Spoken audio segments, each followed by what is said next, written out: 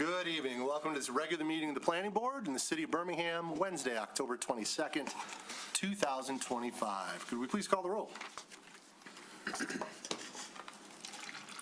Please.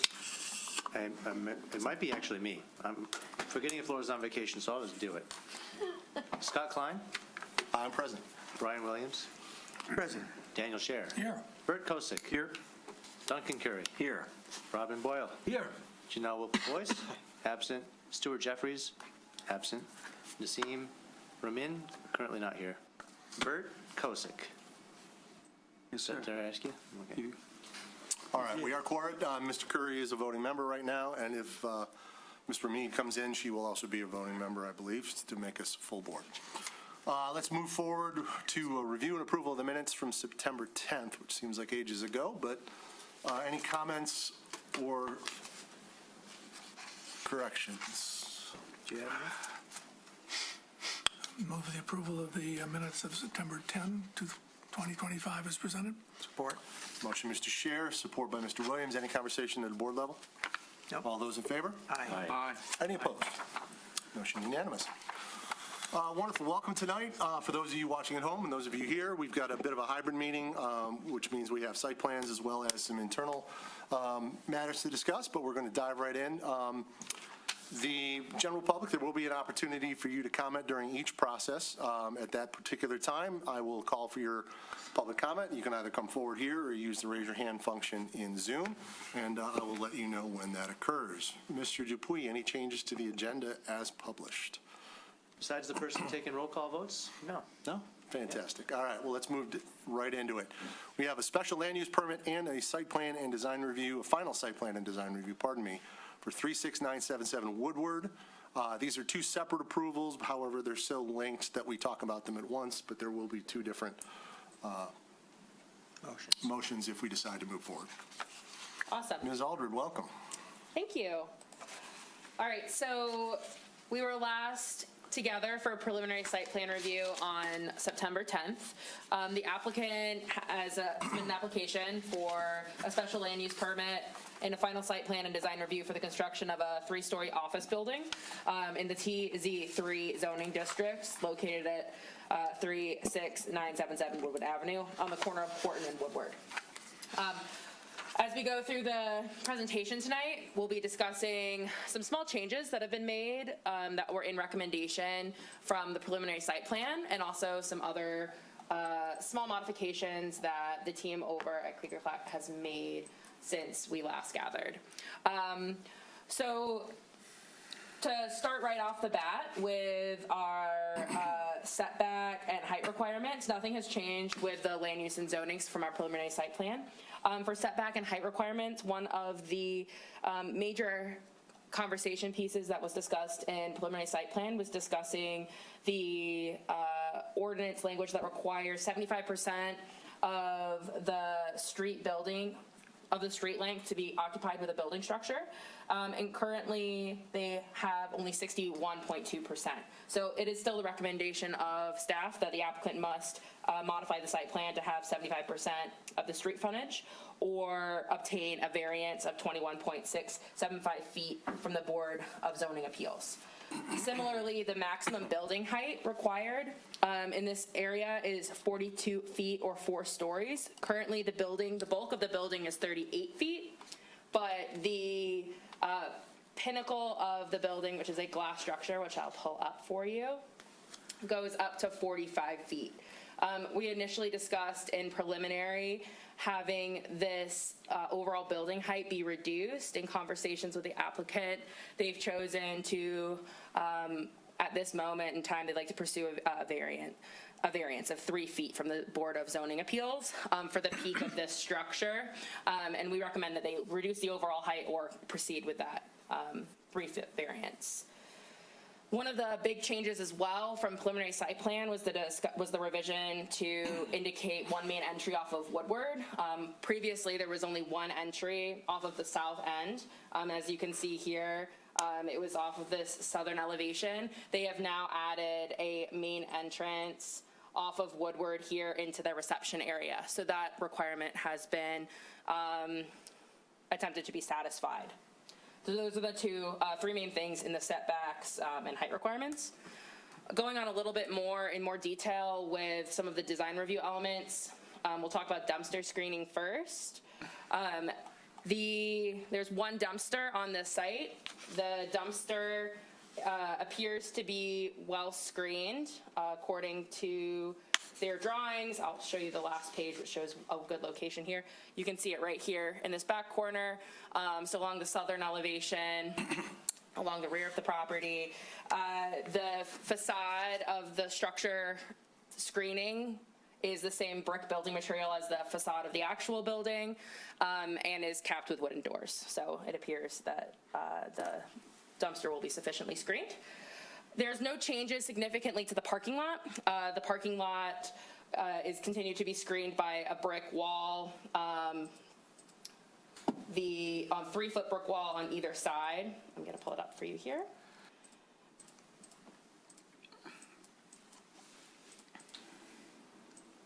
One more. It's a little slow. You can see it on this one. So 3-foot masonry wall along the Quarton and Woodward edge, and it appears to be sufficient. No changes in the number of parking spaces as well. In terms of mechanical screening, the applicant is proposing to screen the rooftop units with an aluminum wall panel system that does not currently at this time appear to exceed the maximum height of 38, or the maximum building height, and it sits at around 38 feet. One of the things that Planning Board should probably like to discuss is the plan for the electrical transformer that is on the northern end elevation of the property here. They're proposing to have the 3-foot screen wall and then have evergreen landscaping on the other 3 sides. So the Planning Board should discuss whether that's sufficient for the mechanical unit. In terms of landscaping itself, there is not any significant changes in the landscape plan from preliminary site plan.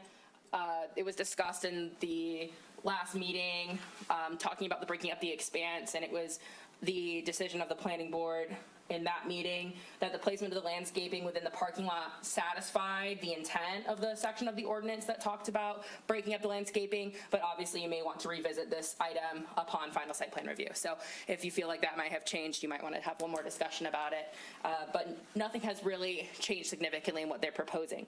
Street trees have been modified to include 4 along the Woodward right-of-way as we recommended in compliance with the ordinance. The last streetscape standard that is kind of weird is adding 2 bike racks, very specific. They've added 1 bike rack to the northern end of the elevation internally to the parking lot here, but we just need them to add 1 more in order to be in compliance. Like I said, again, no significant changes to the parking, still 19 spots, no overall footprint change. No overall change to vehicular circulation or pedestrian circulation. The only addition is the indication that the sidewalk on Woodward is 7 feet instead of 6 in order to comply with our ordinance. That requires Woodward sidewalks to be 7 feet. Finally, the lighting review, as we did not discuss this at preliminary site plan, they're proposing 2 16-foot pole-mounted luminaries on site. They're using 2 different light fixtures that appear to be full cutoff, as well as 6 LED wall-packed fixtures along the building facade for security and visibility purposes.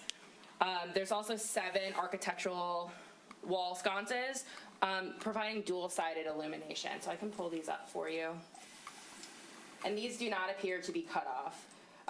They're these light fixtures down here in the corner.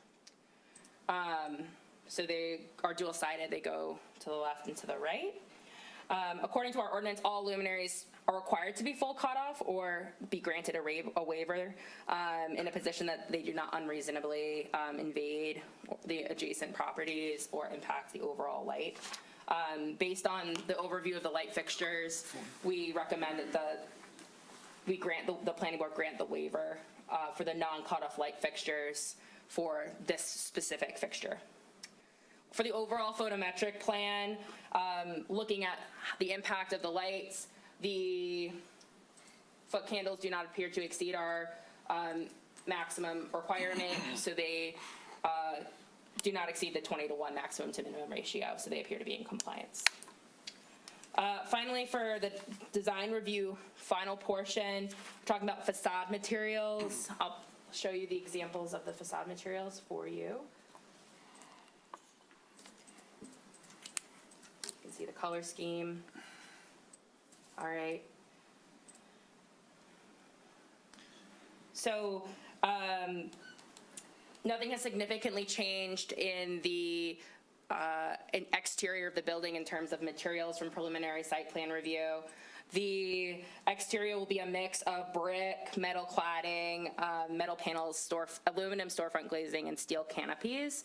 And it will also include future wall-mounted signage and a glass conservatory system. It's important to note that there's no signage being proposed or approved at this time. The colors appear to be a mix of dark gray brick, and light brick. And there's a use of board and batten aluminum wall panels in a zinc finish color as well. All materials appear to be high quality and enhance the exterior. The big question that came up in preliminary site plan review was breaking up the expanse of the blank walls along the northern and southern, or the northern and western elevations. The applicant has attempted to rectify that with adding 6 windows in here to break up the expanse on the western elevation. And then on the northern elevation, they added in these extra windows here. All these sets of windows were not included in preliminary site plan, so those are new additions. In terms of glazing, the first floor glazing values all meet the maximum and minimum requirements and appears to be in compliance there. Overall, not much has changed dramatically, but the applicant has done a great job working with us to improve any requirements that we've pointed out. In general, we think this project is in a pretty good place, considering all of the comments that the planning board provided last time. Toss it back to you. Thank you. Any questions for staff? Mr. Sherry. So would you remind me, why do we need a special land use permit for this project? Great question. One of the weird TZ3 rules that once the office building or the building exceeds 4,000 square feet in TZ3, it triggers a special land use. Thanks. Any other questions? Mr. Blunt? I remember we had a conversation about the definition of the edge between the parking at the rear and the building and the entranceway. How was that resolved? Are we talking about pedestrian access specifically, or the vehicular motion with the curb cut? How can I define the word? You're referring to the kind of the interplay between the parking lot and the alley, correct? Thank you. Thank you. I think that would be a great question for the applicant when they come up. Okay. Thank you. Any other questions of staff? Thank you, Summer. The applicant is here. If they'd like to come forward and introduce themselves again and walk us briefly through the changes made. Good evening and thank you for your time. Again, Jeff Klatt with Krieger Klatt Architects, 400 East Lincoln in Royal Oak. Also here with our project team again, we have Dean Thurman and Brandon Moore of InvestWise, and then we have Mike Fallant of Newmark as well. Again, thank you for your time last month. We appreciate all the feedback and the guidance. That was very helpful. We worked hard with Nick and Summer behind the scenes, trying to address all the comments and trying to work and make sure we could get those all accommodated. There's a couple that we really don't think we can. One being the 75-foot street frontage and the other being the height. We can discuss those in more detail. I'll grab the clicker. Okay. Is this one okay? I think you might have. Is that fine, Nick? Yeah, that should be fine. Again, we have a presentation, but Summer did an amazing job explaining the project, and I hate to be too redundant, so we can just walk through some of the modifications we made. You should click it on, too, on the left side. I should know this by now. There it is. Okay, there we go. So again, from a site modification standpoint, I broke it out into site and building. So again, we have the new walkway from the Woodward sidewalk to the Woodward facades. We have a new door, new main entry door there. Mr. Ball, you mentioned the separation between the alley and the parking lot. So we're proposing a 6-inch curb. Curb and gutter there to delineate that definition between the two. We worked with Stonefield, our civil engineer. We discussed the wall, which I think last month we spoke about that. Those get damaged, those get beat up, those get hit. We looked at bollards, fixed bollards, and maybe even the flexible type. The challenge is, because the site is so tight, and we have a 20-foot space, 20-foot drive, 20-foot space, there's not a lot of maneuverability, and those bollards, we think, could, prohibit, not allow the car to fully pull into that space, so leaving the back end of a pickup truck hanging out. So I think they'll get damaged anyway. So the idea is here, I think it's a good deterrent to have the 6-inch curb. So that's really what it is, alleyway, 6-inch curb, our parking area. And then the adjusted landscape design, so I believe we meet all the criteria there. I think we added one more street tree. We changed the street tree type to ginkgo bilobas, and then we added another one along the Woodward frontage too, and we can show that in our landscape plan.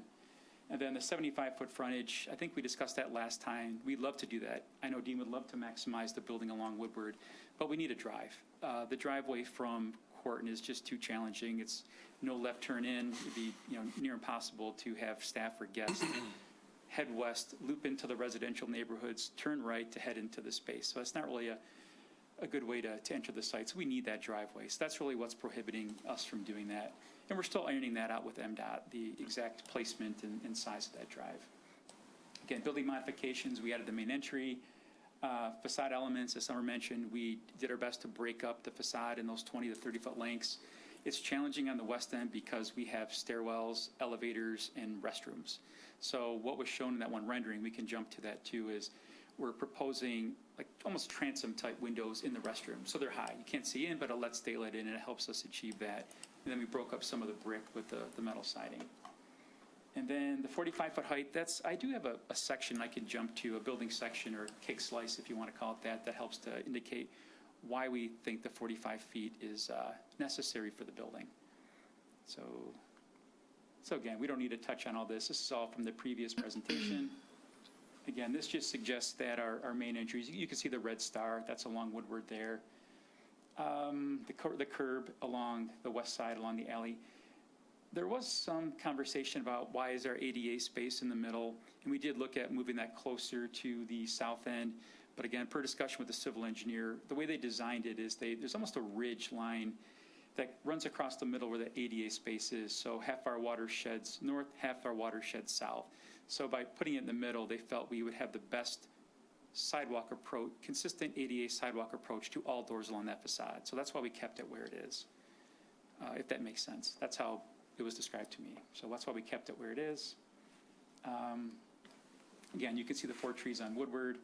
I highlighted the ones that we really changed. You can see the star, the red star along Woodward, our entry point, and the 4 trees, and the 3. We changed the tree type, and I think there was more screenage added along the transformer from last time. We didn't have anything on the back end of that. Plans, the only change was that yellow star on floor number 1. Exterior, same thought process, same approach to the building, trying to really define and respect that corner, trying to provide a real high-end, timeless building, something that'll look good today, and we hope in 100 years from now. Nothing trendy. Yeah, same look and feel to the building. No major changes to that. Except for the door along Woodward. I'm just dragging you through this because I have a section at the back end. There's the west side of the building too. You can see in the previous iteration that brick ran full 2 stories all the way across that facade. So what we did is we stepped it in to create a bit of relief, and then we have those 6 higher windows, transom-style windows in the restrooms, the men's and women's restrooms, to let daylight in, and it helps to break it up. And that mechanical screen that Summer mentioned is on the right. I think there's right here, sorry. This is really all the mechanical units are housed. So for the sake of consistency and trying to keep an even line, we just pulled this up to really shield all the mechanical units, so you won't see those at all. Then, so what we're trying to do here, this is that building section or the slice through the building at the conservatory. So this would be if you're standing in the building, you're standing in the parking lot looking east towards Woodward. So here you would see this is the ground level. This would be the second level right here. This is the rooftop, and then of course this shape is our conservatory. So these numbers are a little small here, but what this is really showing is we're aiming for a 10-foot ceiling at the first and second floor. And that's pretty common for a modern office building. we design office buildings for even the state of Michigan, some of these facilities that aren't of, this high-end nature, that we still have 10 or 11-foot ceiling, even 12-foot ceilings in some case. So we're still trying to at least strive for a 10-foot ceiling. And then, of course, there's ceiling tiles like here, there's ductwork, there's structural depth we have to work with, bar joists or steel shapes, decking, concrete floor slabs, you name it. So that floor system gets pretty thick. And it's about 4.5 feet, give or take, but that could even get thicker. We haven't had a structural engineer design this yet, but we're using past precedents and other projects to make assumptions. And then again, at this third level, it gets a little bit more trickier because we have the rooftop level. So on the right here is a little diagram of what that could look like. So there's often a walkable paver tile surface. Then there's pedestal systems that these pavers sit on to allow water to drain through to the membrane. So it gets pretty thick to do that. So what I'm getting at is these thicknesses required really limit what we can do. So again, we're proposing the same thing. We have an 8-foot door into our conservatory and then about the same 10-foot plate height. So what that does is it puts our eave line at about 40 feet, the midpoint at around 42 feet, give or take, and then that peak at 45. So again, that's the very peak of that structure, that glass transparent structure. If I jump back to a rendering, which is, from this aerial view, is maybe 9 to 10% of the overall. All other roof elements are below the required height. So it's just we feel a very minor piece of the building, but it adds some impact. And I hate to set the building up for, I want to say failure, but for challenges by reducing it, floor to floor challenges, structural challenges to make that work. So we're just trying to make sure we have a little bit of a buffer in there to make sure it works. So that's why we're requesting the 45 feet. So I don't know if you can support that. There was conversation last time. We know it would require variance regardless, but we just wanted to bring up, we looked at pulling it down. We wanted to comply. We know it's not easy to bring it from the zoning board, and but that's our rationale behind that. So that's really it from a presentation standpoint. I can answer any questions you have. So thank you. Let's start over here. Any questions for the applicant? Mr. Boyle, Mr. Kerr, anything? Explain the screening. It looks heavier, bigger than it was in the first one. Am I right that you have extended the screening along the roof, the brown colored screen? No, it's the same. It's the same height. It's really like a gray screen. It hasn't changed. It's been the same as the last time. There's been no difference. The overall footprint hasn't changed. Nothing like that has changed. So it's still the same. Fine. And it's fairly low in stature because we don't have a lot of height to work with there. So that third floor is not going to be very tall. Sure. We'll be pretty thin with our structure up there. Plus, we have a parapet around the building, so it shouldn't appear that height. And plus, it's stepped back from the Woodward face, too. We almost have probably 15, 20 feet of separation. Yeah. So these renderings are taking at, maybe eye level. There's probably a little bit of cheat factor in that where the rendering's taken, but I think it'll diminish itself because it's set back quite a distance from Woodward. Hopefully that answers the question, but it hasn't changed. Mr. Cruz? Comment and question. So, and I would, as you seek a variance, I would encourage you to, look at the intent of the ordinance. Because I don't have an issue from a planning standpoint. It's an important site, and, as a percentage of the footprint of the building, it's probably 1% or something. It's pretty minimal. Peaks above that, but, so I think you meet the intent, but dive deeply into the T-zoning in this site, and hopefully that'll help you. So a question about, we don't see a lot of this, because we don't see a lot of rooftop terraces, but you have plant material up there. Can you speak to that? Is it being irrigated? I'll jump back. I don't need to know the species or anything, but it's just, I guess my concern is, will it remain healthy? Yeah, and there's minimal over time. So right now, we're suggesting a few planters up here for this. So yeah, you're right, though. We haven't dug into the details yet, but we would need some type of irrigation if we are putting trees in potted plants. And again, we're suggesting that right now. We'd have to look into the feasibility and practicality of that. But yeah, there could be potted, there could be some, pots along the side here to help. We're trying to help green it up a little bit up there to make it an enjoyable space. So that's the idea. Nice. But yes, you're right. There would be some irrigation required for that. Any other questions of the applicant? You. No?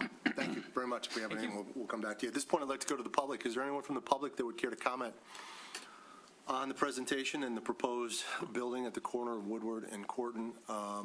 If you are at home on Zoom, you can use the raise your hand function. If you are here in the building, you can come forward to the microphones. I don't see anybody coming forward. I don't see anybody on Zoom that is raising their hand. So I will bring it back to the board. My apologies, for what it's worth, we do have material samples if you care to see them. It's pretty simple. It's brick, metal siding, and then we brought a glass sample. So if Great. you care to see them, we have them. Anyone on the board care to see those outside of what we've already seen on the? The darker That's gray good. color. and- That's good. Thank you. Great. Sorry about that. All right. Board, any conversation other than what we've already had? I guess I'll just jump in and say that I'm really appreciative of the site being developed in the way that it is for the use that it's being used. It's a beautiful building. As you alluded to, you're going for 2 variances, and the Board of Zoning Appeals typically asks for our just general thoughts on that from a planning perspective. I know Mr. Kozak has provided his. I'll provide mine. I don't know that there's a way you can meet the 75% and still use the site. I don't have a problem with it. It's for the BZA to determine whether or not it's a true practical difficulty, but I don't think it is an issue if we were to allow this building to go in as it's proposed on that front. I'm not necessarily going to sit here and tell you I love the idea of just going above the zoning ordinance just because we want to. And that kind of sounds like what you're saying. It's a beautiful building, and I guess all I'll say to the BZA is if they find a difficulty and a reason to grant it, I would sure hope that there's a way that it could be contained specifically to that Zen garden. Because what I don't want to have is 3 more feet added onto this building in 5 years in an addition, even by a different developer, what have you. Other than that, I like how you've addressed the curb and gutter in the back. I still think you're going to need to work with engineering to ensure that no vehicles stick out past that into the alleyway. That's a liability issue for you. You might look at curb stops. Your civil's wrong about the ADA space, but I'll let you work that out with the building official. Other than that, I'm supportive of the project. Is there anyone else here to comment, or Mr. Scheer? So, I mean, I agree as to the 75% frontage. As to the height, I think, I agree that it should not be master the whole building. But I just point out that given the placement of this site on the, 2 very busy roads, quite a distance from other buildings and residences, from a planning perspective, I don't have a problem with the 3-foot. It's as long as it's, I guess, limited to this set of plans. Fair point. Just a point of clarification, because you said it, I want to drive it home, that variances are tied to the plan submitted. Okay. So they couldn't just whip it up 3 feet in other Good. places without As is the slope. addressing it. The slope is tied to the planes also. Pretty fair. Correct. Fair enough. Any other comments from the board? We'll go, Mr. Kirk. I think a solution to what you talked about, the cars overhanging the separation between the parking lot and the alley, looks like they're trying to accomplish that there by having a wider separation. Looks like it's even landscaped to make it the width of like a max overhang of like a F-150 or something. And you wouldn't have the overhang, they wouldn't have the encroachment of the alley. I just want to underscore the comments about the height. I think it's such an important building in this area that, the more height we can give it at that point, the better. And if it's contained to that one specific part, then I strongly favor that at this site. Great. Mr. Williams. As long as we're trying to help the Board of Zoning Appeals, I'll offer my comments also on the height.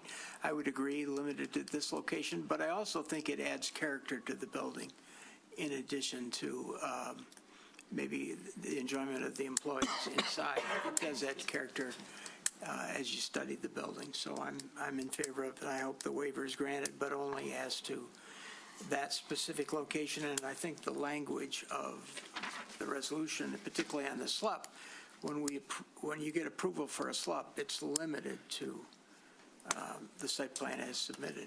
So if there's a change, you got to come back. Okay. Any further conversation, or is anyone interested in a Mr. motion. Chair, the honorable. Time-honored tradition How did I get this? by default. You opened your mouth. I didn't. Mr. Scher. All right, I move the planning board adopt the findings of the planning department in the report dated October 22, 2025, related to the approval criteria outlined in Article 7, Section 7.36 of the zoning ordinance, and recommend approval of the special land use permit application for 36977 Woodward Avenue in Vestwise Financial, subject to the following conditions. Number one, modify the site plan so that at least 75% of the street frontage consists of building facade located within 0 to 5 feet of the front lot line, or obtain a variance of 21.675 feet from the Board of Zoning Appeals. Number two, lower the overall building height to no more than 42 feet in accordance with the ordinance requirements, or obtain a variance of 3 feet from the Board of Zoning Appeals. Number three, provide 2 bike racks to service the building. Number four, the planning board grants a waiver for non-cutoff light fixtures pursuant to Article 4, Section 4.21D1 of the zoning ordinance. And number five, comply with the requests of all city departments. Support. Motion, Mr. Scher, support, Mr. Williams. Conversation at the board on the motion. Seeing none to the public, does anyone from the public have a comment on the motion to recommend approval of the special land use permit? Anyone from the public have a comment on the motion? I see no hands going up. We'll bring it back to the board. All those in favor? Aye. Any opposed? That's 7-0. We move on to final site plan and design review. Any? Mr. Scher? Deviate a little bit from the motion that was proposed. I move the planning board adopt the findings of the planning department in the report dated October 22, 2025, related to the approval criteria outlined in Article 7, I think it's Section 7.27 of the zoning ordinance, if I remember correctly. Yes. And recommend approval of the final site plan and design review for 36799 Woodward Avenue with the following conditions. And then I would repeat the same 5 conditions. Mr. Scher, I believe, did you say recommend approval or approve? Recommend. I'm sorry, approve. Thank you. I did say recommend, but I should have said we recommend approval. We adopt the findings. And then we approve the findings. the site plan, final site plan, the design review. So we have a motion to approve by Mr. Scher. Do we have a second? Support. Support, Mr. Williams. Conversation at the board. To the public, one last time. Anybody have a comment on the motion to approve the final design and final site plan and design review? No hands going up.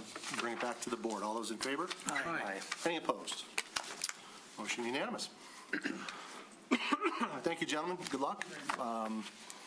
Hope to see you under construction in mere weeks. Thanks again for your time. Get out of here.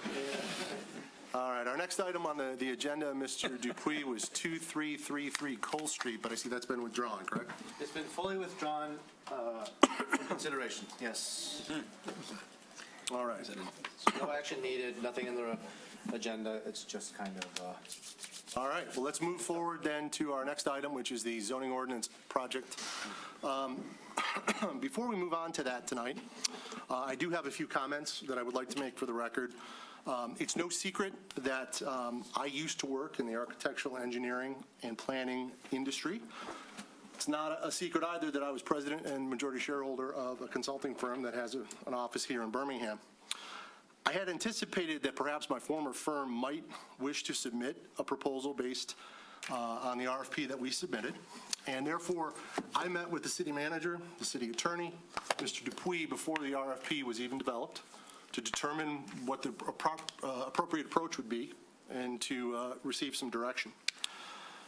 I explained to them then, as I do now, that I retired from my former company nearly 2 years ago, almost 2 years to the week. And I do not own any shares of stock. I am not affiliated with them on either a contractual or even an informal basis. I receive no compensation nor any profit sharing. I have no financial stake in the business. I am, however, still being paid for shares that I did sell with the terms of a promissory note. And to me, that would present the perception of perhaps a conflict of interest. The city attorney and the city manager and Mr. Dupuy all agreed that I would need to recuse myself in the event that my firm did submit a proposal. I was informed by Mr. Dupuy just several weeks ago when the proposals came in that my former employer did in fact submit a proposal, and I immediately recused myself from all proceedings related to this project, and I am doing so now on the public in order to make it very clear to everybody that I'm being transparent about this. I know both Mr. Dupuy and Mr. Williams can attest to the fact that I have not had any contact with them on the process or on any of the proposals, and in fact, I haven't even read them because there's no point. I will leave the process, whatever it shall be, to the Vice Chair, Mr. Williams, and the rest of the board, whatever that process may be again. And we'll just recuse myself from the rest of this selection process, knowing that if and when any firm is selected, I would come back to the chair and to chair our work on the project once everything is selected. So with that, Mr. Williams, I bid you adieu. Thanks. I'd offer a snappy phrase, but I'll decline. Sounds like you need a job. See you around, Scott. Thank you. Good luck. All right. Have a good night. Okay.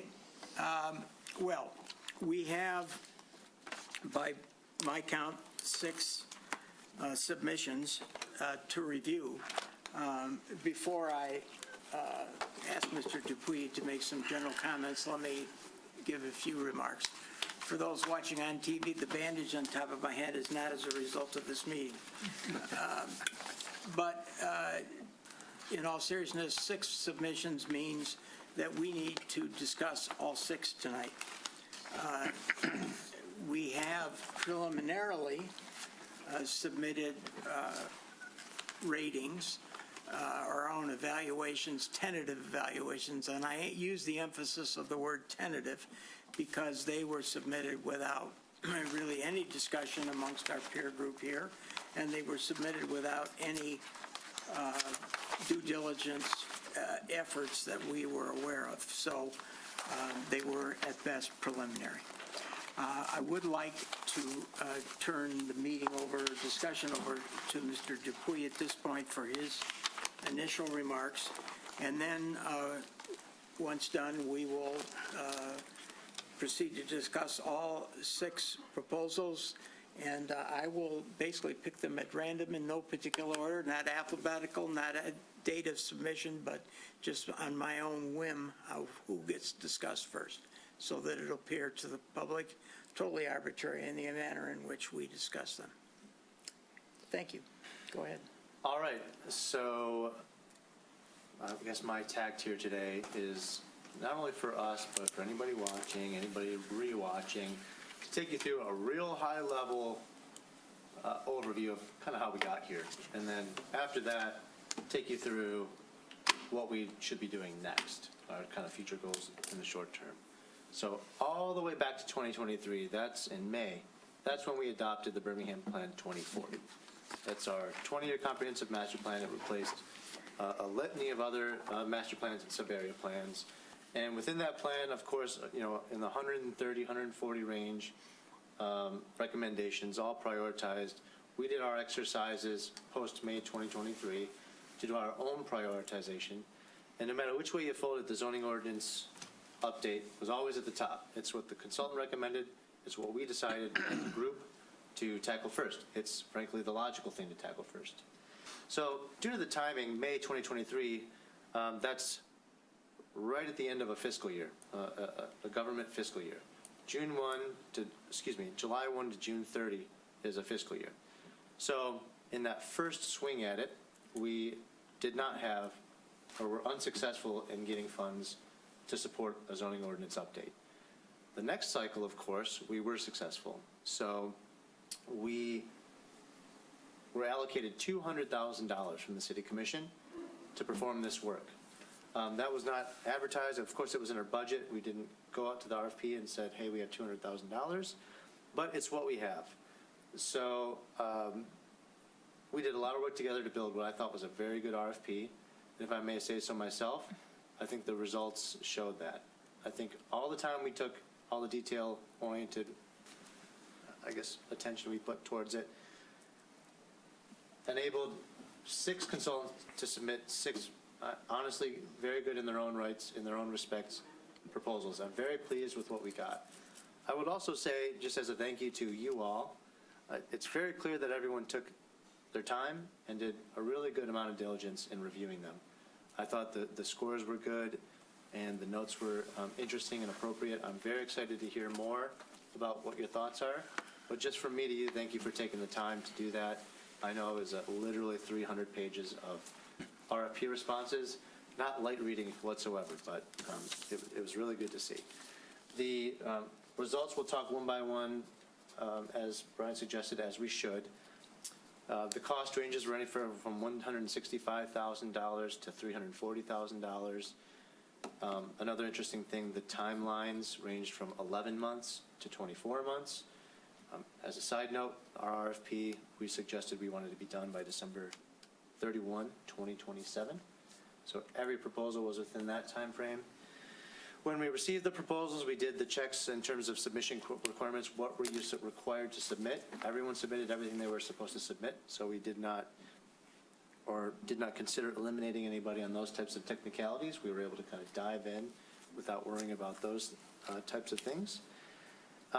And lastly, just full disclosure, you mentioned evaluations, preliminary, tentative, just kind of reading through it based on the evaluation criteria we provided to consultants or potential bidders. An internal staff team also did evaluations. So the planning department, 3 members of the building department, and 2 members of the assistant city manager's office, as well as the city attorney's office, all did our own evaluations.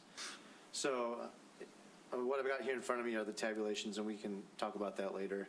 But pretty equal in terms of evaluations, save a couple, but we'll dig in more why when we select the first one. So Brian, if Okay. I may. So let me indicate what I think the objective of the planning board is tonight. To me, the objective is to determine which of the 6 entities submitting the application that we would like to schedule for an interview at our regular November planning board meeting. That means the task before the planning board tonight is to pick anywhere, hopefully from 1 to 6 of Yes, people to thank you. bring in for the interview. If we invite 6 in, I would tend to think that we'll be here all night and morning. But I don't want to prejudge it. I want to discuss these each individually and get your thoughts.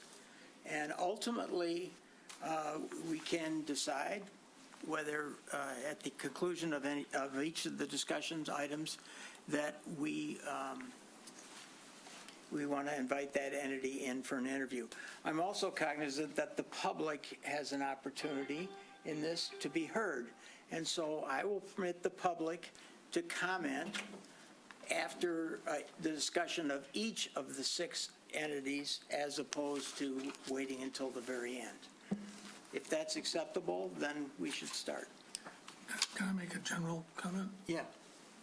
So this is probably the 6th or more time as a public official that I've reviewed RFPs of this sort. And what I've come to, the conclusion I've come to is that evaluating a written submission only, which is what we're doing here tonight, is really only a partial, and I think somebody used the word tentative sort of a thing. The references, the interviews are part of it. So I, for myself, don't want anybody to think that my scoring was hard and fast. This is what I think, and not changeable. I think it is. And I think that certainly keep an open mind pending references, other folks' thoughts, and the experience within the interview itself. I've seen what looked like great written submissions that either in the reference and interview process turned out to be not quite so good, or worse yet, in the performance, not as good as they should have been, or not up to the quality of the written. So, Yeah. Now, there's one other thing I haven't commented on. As we get to each of the 6 submissions, I think it's appropriate to ask Mr. Dupuy before we start whether he has done any due diligence inquiries with respect to each of the entities. At the last meeting, we basically turned that task over to Mr. Dupuy, and so when we start each of the 6, I would initially ask Nick if you would comment on any of the references that you may have checked. Not that you've checked everybody. If you did, you'd have been on the phone for a month straight with all of them. But the ones you have, please comment. Okay, in no particular order, if we're ready to start, I'm going to start with Place Strategies in Traverse City, Michigan. So, Mr. Dupuy, let me ask you, with respect to the submission by Brad Longberger, et cetera, did you check any of his references or any of the references of that entity? Well, I appreciate you starting with one of the two that I haven't gotten to. Thanks for that. But so the short answer is no. I've not called references on these. The only things I've done in terms of due diligence with this one is to try and click through and find, click through their examples that they submitted just to see about the user experience of those codes since they submitted them as project examples. That is all I've done. I have not called the references, nor have I looked into the staff.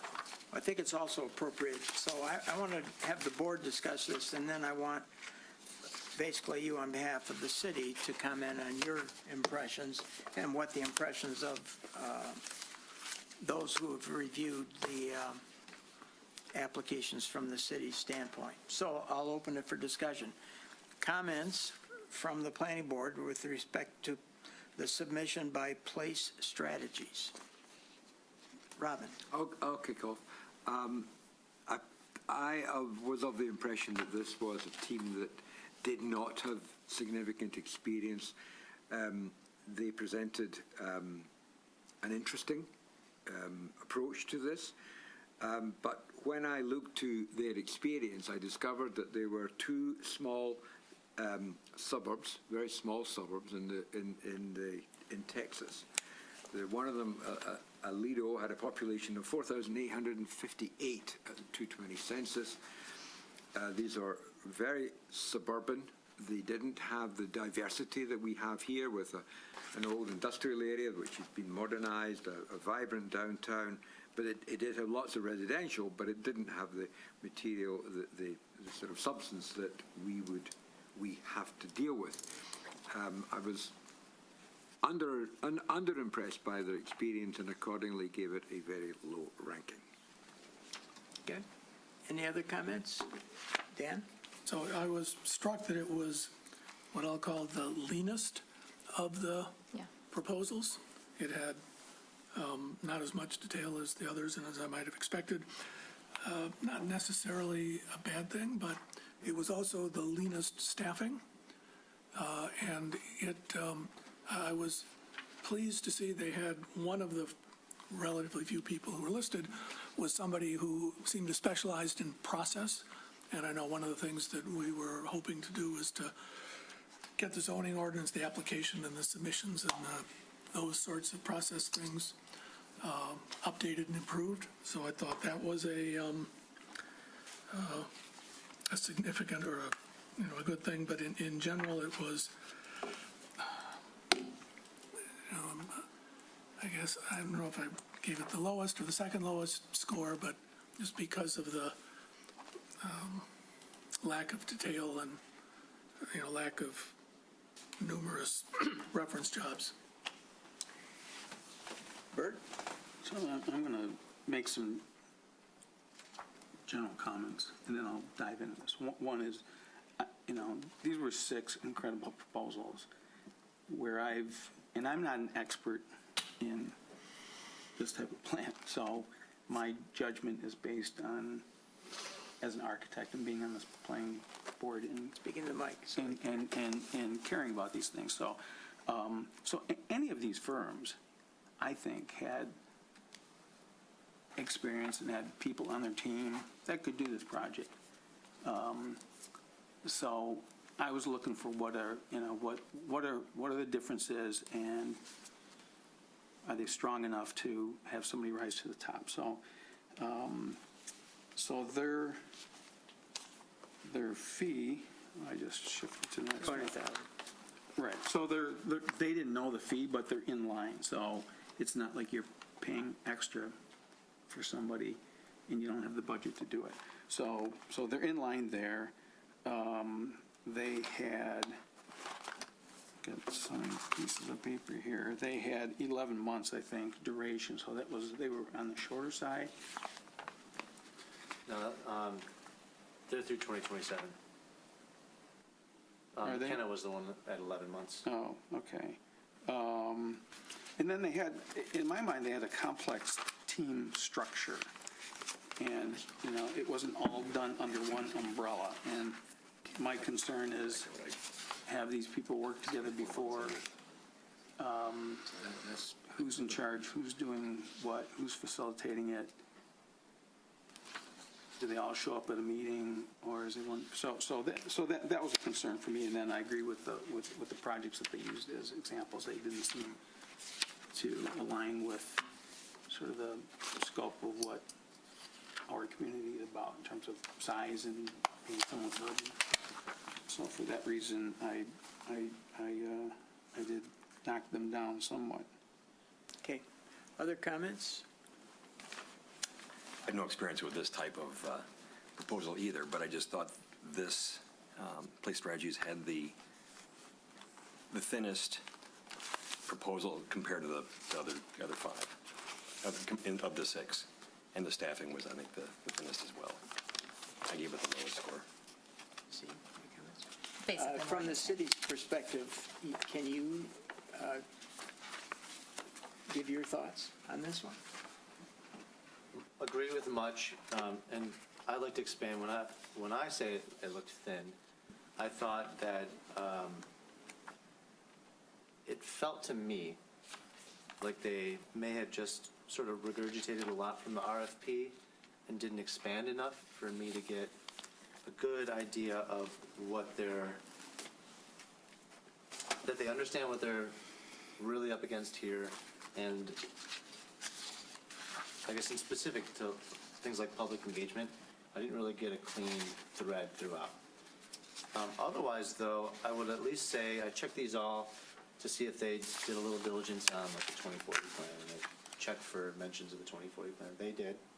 I appreciated the themes that they have throughout of their approach and the different things they focus on as a firm or collection of firms. I just didn't think that they expanded enough on, I guess, specifically the scope of work, but a few other things as well. I'll give my thoughts before we go to the public, and that is, I thought that their experience, frankly, was the least experienced of the six in terms of municipalities or cities or counties or whatever you want to reference of any of the six. They had the least relevant experience that we would examine or reference check. So that's, to me, an important consideration. Even though we are not a huge community, we are a very diverse community, both as to residential and commercial and industrial, and therefore this process is not going to be necessarily easy. And I don't think, my own view is I don't think they have the experience that we can reference and simply say, well, they've been through a war like this before. I just don't see it. So I'm going to turn to the public, whether the public, we have one public here in attendance, but if I can't tell based on my screen whether anybody's online. Nobody? No. Okay. I'll give you my impression. I don't see them, this entity, making the interview in November. Is there any disagreement? Okay. One down. So, good question. So, as we go through this, wasn't sure, Nick, whether your comments were your personal comments or they were consensus comments from all the group that you had assembled. A little bit of both. Okay, and we'll I'll make try to sure be you more do that specific. again. I'll be more specific next time if I am leaning. All right, heavy. second entity in no particular order, and I'm not sure how to pronounce this, but from the city of Chicago, Jose Levine. Did I pronounce it correctly, Nick? Yeah. And I'd simply ask Nick to commence the discussion there. Okay, so How were they, what were the tentative reviews by the city and the planning board with respect to House Levine? Strengths and weaknesses, if you could summarize. Yep, some of the main things, I'll start with the references. So I was able to call all of their references that they provided. I was only able to get a hold of one. The others I left voicemails for. So I expect a call back. In fact, one already has a message in my machine right now. So the person I did talk to from Wisconsin mentioned all the things you can imagine, that they appreciated that they came in under budget. They thought it was a great firm. Their public engagement was fantastic. They emphasized their GIS capabilities, which I think really came through in their proposal, but also their code writing and their general responsiveness. They, along with GIS, by the way, because it's also very obvious in here, heavy focus on graphics, so which they appreciated, and frankly, the review team, the internal review team appreciated. Lastly, I made an attempt, because we've got so many proposals for out-of-state firms, to ask other folks that hired out-of-state firms what their experiences were. So in this case, no problems. They had, the responsiveness is good. Of course, they did a lot of virtual meetings, but they didn't find it to be a problem. And in this case, Hansfield Levine came through on what they promised to come through on. So some more internal notes about Hansfield Levine. There was a pretty good range of evaluations and opinions on Hansfield Levine. They thought that, but we also agreed that the graphic GIS aspect of their proposal was very intriguing. Both the analysis side of things from their, like, I guess I'll call it, I don't know the exact term they used, but their housing or building analysis using GIS, their special proprietary, it seemed, or advanced access to Esri, the ArcGIS software, was very intriguing. They also developed their own graphics and are able to provide those. When I checked the links, they all worked, which was nice. And I saw in a couple of the links some very nice graphics, which I think is what we're looking for. We all know the ones in our current ordinances are not up to snuff. I also liked how detailed, I should say we, excuse me, I just keep saying I. Well, maybe I should say I liked how detailed the scope of work was. Others found it a little bit confusing. Maybe it's the way they numbered it, maybe not. There's a bunch of optional tasks woven in. Some people got confused by the ZPAC, ZTAC concept. By the way, not only Hansfield Levine, but Play Strategies and everybody else seemed to have some sort of proposal for an internal committee, where they called it a steering committee or an advisory committee. So Hansfield Levine was included in that. But the other thing that we noticed as a staff, which is something to consider, not a deal breaker, but it looks like we might get a little bit more than we asked for out of this, in that they are suggesting that they can do our sign standards as well, all under the, with their base budget, all under budget. So we'd get a little bit of extra out of this in the sign code update. I know that you all don't work with signs very often, but we do, and it is in dire need It needs of an that. update. Yes. So, We've been saying that for They ended 17 up- years. I know. They ended up very highly rated in the top 3 overall. So, Let me, okay, thanks. Yeah. I want to start this one off by two points. One, the reference to, and I don't know if you check references, but if you didn't, you should check Hinsdale, Illinois, which is the city of comparable size to us, a western suburb in Illinois, suburb of Chicago, probably very similar demographics. It has some commercial. I don't know that it has industrial, but it certainly has the blend of commercial and residential. I have to say I was struck by one thing, and I don't have an answer for this, but and that is the experience of who's going to be guiding this effort, and that is, if I can get to the page, the person in, the project manager would be Carrie Papelbon, whose experience as a project manager for this entity has been 3 months on the job. A little over a year working for this entity, but 10 years in a suburb of Milwaukee where she was basically had Nick's job. But so that is a little disconcerting to me that I don't understand whether the principal oversight, John Husil, is getting out of the business, not participating anymore. I did go online to check. She is appearing in front of various entities where they've been retained, and I've looked at minutes of meetings where she's made presentations since July. But that's not a very long track record to depend on. That's the significant negative, and I hit him pretty hard on that issue, I must say.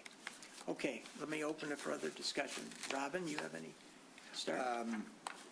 I similarly have concerns about Ms. Papelbon. She's not been very experienced.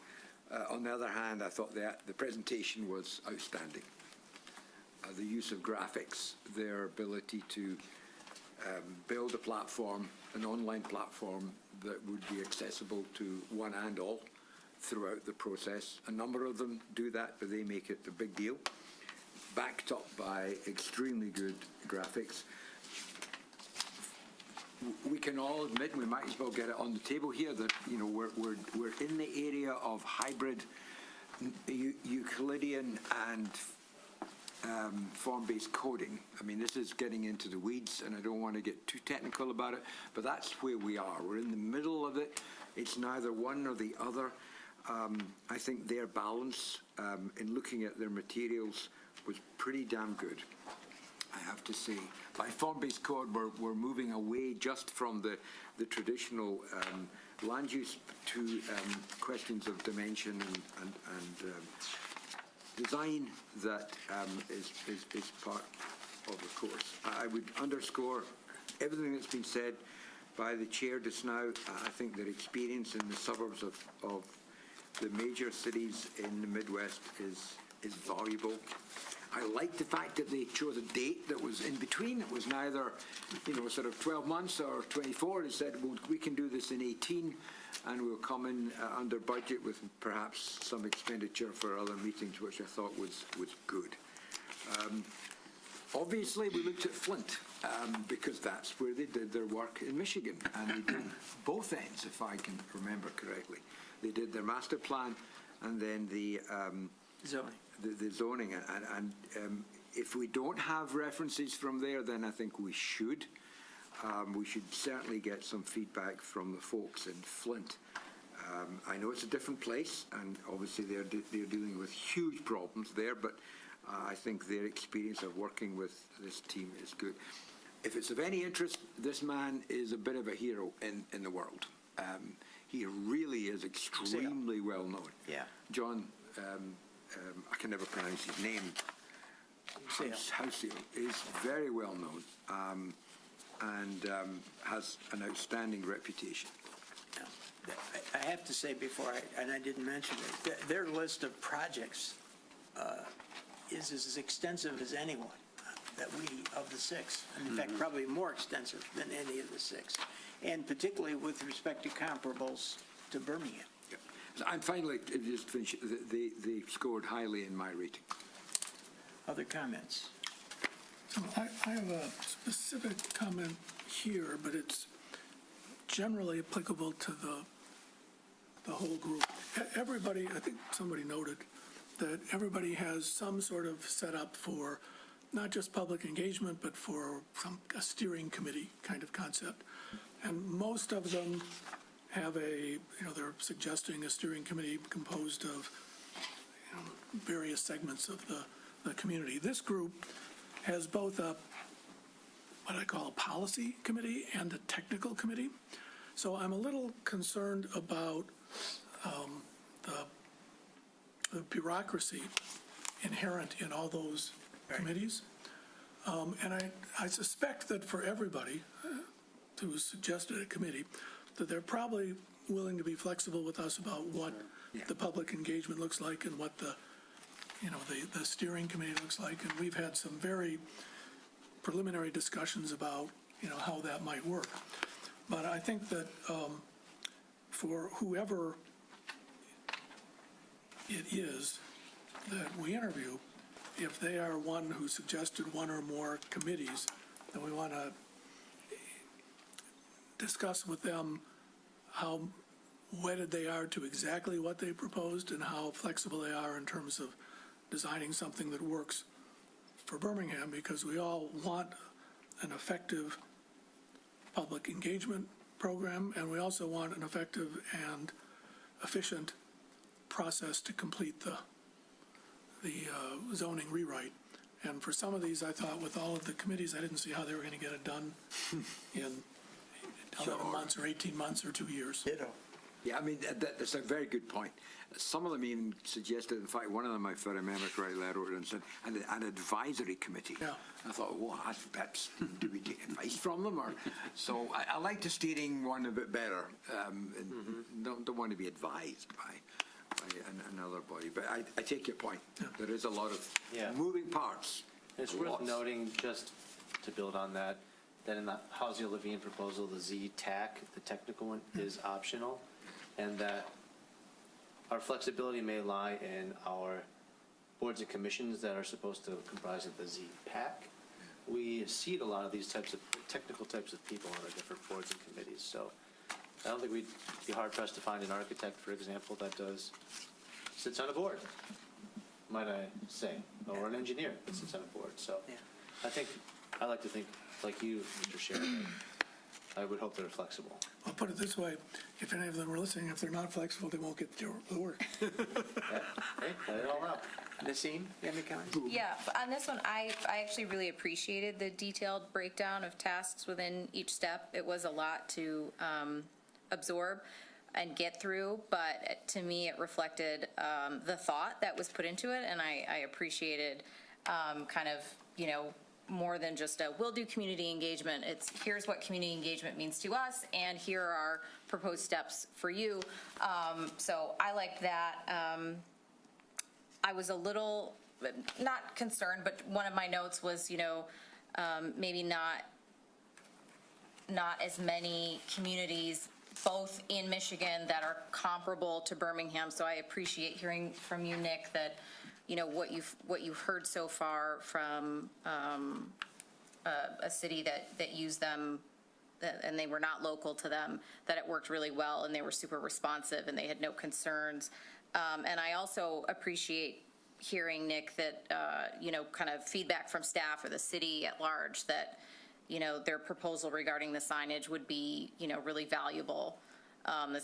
It's sort of something that I kind of flipped right through. So thanks for highlighting that. Oh, sure. Bert? I ranked it probably one of the highest. I thought the proposal was probably the most concise and graphically was very well done. I think it's an 18-month duration, so it's sort of in the middle, so not too aggressive, but not too long. Their fees seemed generally in line, and if I agree with you that our signage ordinance does need updating, and why let that lag? Why not clean it up along with the rest of this? How do you treat out of like reimbursable expenses for travel and things like that? Was that built into the basic fee, or is that? Yeah, at this point, we would have expected them to build it in. Otherwise, Okay. So for, Because we're going to sign like, for example, in this scenario, if we were to sign with Halsey Levine, the contract would say 199,855. We wouldn't be accepting so anything they're- over for the right, most so part. they're from Chicago, not Hawaii, so it's Take the close. train. This is being recorded. Robin will Yeah, pick I them up looked at the trains. Wake Forest. I went to that website, and again, I thought it was very well done. Flint's pretty good. And, you know, from the quote-unquote out-of-state firms, I guess I'd like to get these guys to an interview and have a conversation with them. So I think they do have some roots here Yeah. in Michigan. They actually submitted a proposal on the master plan, and they scored really high, but their fee was like really high. So maybe they've learned. They've learned, right, so, Well, and- As I indicated, my concern is just with Green, these degrees. the project manager here and her lack of experience, but that's not a reason to disqualify them, but it's probably a reason to have them Sure. explain. Yes, definitely. And I would like to know what they mean by having Mr. Hosale in some kind of advisory capacity. What does that actually mean in the context of their proposal? I think they use the word oversight, if I remember correctly. Principal oversight, yeah. There's a little Yeah. bar. Yeah. Just kind of off to the side. Yeah, it's off to the side. Yeah. That's the one that struck me. Yeah, so that's my main concern. You know, Any comments you have?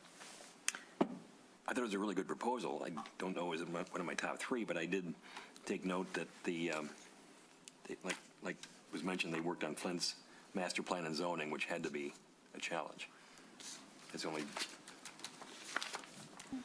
well, I'd just like to make one final comment. I love the phrase they use, plan and regulation alignment, Yeah. which is actually what we're trying to do, is to align the tools that we've got to the policy that was developed in the master plan. I like that. Just to say it is good. Okay, to the public, before we reach any conclusions. Anybody online? Nick? Nope.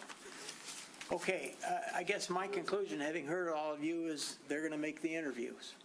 I hope so. And their proposal ranked pretty high, and I think you need to tell them, they need to explain Who's going who's doing the managing and Who's doing the work? you know, otherwise we could save $200,000 and just hire Nick. I said I'd do it for 150. Okay, 10 weeks. Oh, Next. 160? Oh, you're right. Clarion and Smith Group. And everybody else. And, sorry, yeah. OHM. Yeah, OHM. God, yes. And OHM, three-pronged sword. Nick? Try this. So this would be the second one that I have not been able to call references for, but intend to. I think there might be an obvious reason we saved it for last. I think that obvious reason everyone talked about internally is the very high cost. At $340,000, it was by far the highest bid. I was able to try and click through some of their codes. I think it looked nice. But it was hard to get past that price point. The main, I guess the kicker, which may stem from the sort of complicated trilogy of consultants here, is internal staff found it a little difficult to follow which task, when, where, and how. I appreciate their attempt at this team roll table. I think it certainly helped, but for us, it left a little uncertainty as to what we can expect and who and when, and maybe a little bit of continuity issues, we felt. So other than that, of course, I mean, their experience was good. OHM's and Smith Group are well-known around here. Clarion was new to me, but not really a problem necessarily. Another out-of-stater, though. So they did end up ranking a little low in our internal review. Okay. My thoughts were exactly as you've stated. I think it's complicated to have three entities, and I think that's part of the reason the price is up, because everybody wants a piece of it. And it struck me that this entity, which is out of state, wanted local connections and felt that was important for the bid. And maybe I would say one is plenty, two is, I don't know who's in charge or who we'd even be meeting with. So it was, to me, that part of it was confusing. On the other hand, their experience is significant on the plus side, and the two entities in Michigan are both highly regarded. So that's a plus. But the cost factor is, the only problem I had with our rating system is the rating thing only had 5%. You wanted to And take I wanted more. to give them a huge negative number and for the cost. So, other thoughts by other people? Robin, I'll start with you again. I found it interesting that they were so far over. It raised a red flag with me from the get-go, as if that they don't really want the job, but they want to put their name out there. It was just a very well put together proposal that, in my opinion, and I wrote this down, so I'll just quote it back to you, it's too big, it's too broad, and it's too expensive. Covers too many bases. They are a very, very competent group. I mean, layering Smith Group onto it is like, 3 layers of ice cream on top of your cake. I mean, it's just, no disrespect to anybody else, but that's over the top. Mm-hmm. That's what I felt. Okay. Even although their experience, by the way, is great. I mean, they worked in a lot of our smaller Oak Park, Hazel Park, Dearborn. I mean, there's lots and lots of good grainy material. And OHM are very good, but it's too much. Simply too much. Nassim? Yeah, to agree with what's been said, but I would also add, I thought their references to the 2040 plan were just sort of surface level, not really in depth. And same goes for their community outreach and engagement portions of the proposal. I thought that was just discussed really broadly without the same level of detail that, at least for me, was, I thought, much more helpful in some of the other proposals. Bert? Frankly, I was surprised that Smith Group didn't submit a proposal on their own. On their own. They've been around for 150 years, and they certainly have people that can do this. So it seemed like an odd team, and that adds cost. I think this had the longest duration at 24 months. Right. I think that's too long and too many chefs in the kitchen, and so I agree with the other comments, and therefore scored them quite a bit lower than the others. Dan? Don't have anything to add that hasn't been said. Just, I was confused by the structure, who does what. The role. Yeah. Okay. Well, our tour guide is left. I'll go look and see if there's anybody online. If you want to call for public Yeah. comment. Same as before. Brian, what did you think? There's no one there. Too expensive. To me, it was confusing. I didn't know which entity was in charge of what portion of the project. And I don't want 3 different entities showing up at every meeting, I'll go see who's online, but I didn't succeed. because we'll wind up with cost overruns. Look at 340 will seem pale by comparison. Nobody? Online? Okay. I think the sense is that Clarion does not make the interview. Is that in general agreement? Yes. I would agree. Okay. Skimming right through this. Next entity, Giffords Webster. Nick? Okay, yes, great. I was able to call their references. They had plenty, so no problem getting a hold of a couple of people. I should have mentioned this earlier. Of course, if you leave a reference, it's well expected that in theory they speak highly of you. So all of these references spoke highly in most regards. I did try to dig down on a couple of things, and with Giffords Webster, it was worthwhile noting that for the North Dakota one, Horace, North Dakota, the reference they left no longer worked there. I spoke with a new person who had no experience with it, so all I was able to ask them was how the product was. And they said it was fine. Otherwise, in East Bay, I spoke with Claire up there. I think it was Claire, forgive me, but she was very happy with Giffords Webster. They did a whole rewrite, just like we're expecting to do here. Met all the expectations. She felt as though they were really good at the deep dive kind of stuff. If they sent them on a side quest, there are planners there that were assigned to this team were ready and able to do those kinds of deep dives, which I expect we'll have a couple of those as well. There were, however, similar to your comment earlier about others, a lot of examples in here. So I want to make it clear that I did not call all of these. I just called the references they left. And How about Saginaw? yes, I did call Saginaw. It's one of the ones I had to leave a voicemail for. The what? Left a I message? left the message. I did not talk with Saginaw. The other things I asked, because it's kind of important to us internally, was Giffords Webster, it's very obvious that they are working us toward their clear zoning or, clear zoning Yeah. product, which is fine. It's a nice product. I've used it in other places. It's very linkable. You can click and navigate really easily. The problems with clear zoning, though, are, I might pitch a question to you.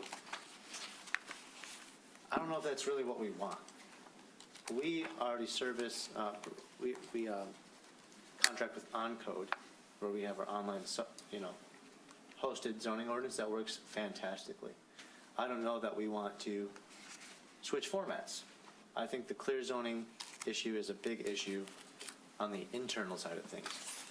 I asked a lot about that, though, on the references, the ones that used. Yeah. What I found interesting that might be worth noting here is that it seems as though Giffords Webster, when they create that clear zoning document, they own that document. So it's not a PDF.